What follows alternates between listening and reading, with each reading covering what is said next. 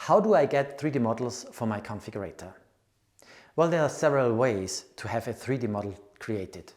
So if you have sufficient experience, you can of course create the 3D models yourself. Otherwise, we recommend using an agency specialized on 3D modeling. We at Combination also have a 3D service where you can have your desired 3D models created at a fixed price without much effort. However, if you already have a 3D model, we will be happy to review the existing material.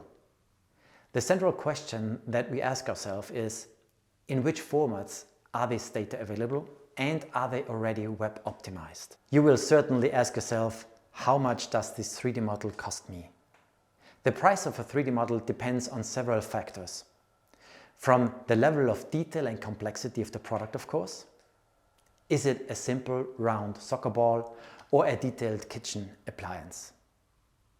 And of course from the modularity. So for example, how many parts must be configured later on in the configuration?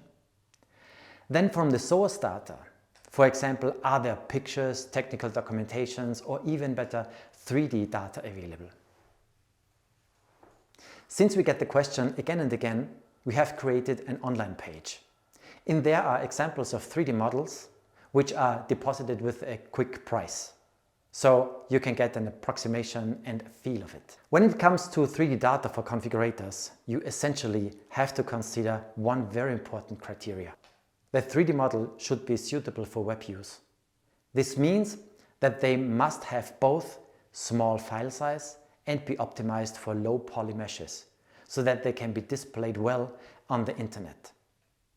It is important that they can be displayed smoothly on any device and still showing all the important details of your product. Don't use high-end models that are often used in architecture or advertising, but use web-ready 3D models instead. There are different source data for 3D data. Generally, the more imprecise and the more unstructured the data, the more complex and expensive it will get. The most common data sources include CAD data, photos, polygonal data, drawing in vector or raster format, and physically provided products. For more detailed information on the individual source data, please refer to our blog article, Creating 3D Models, Which Data is Suitable?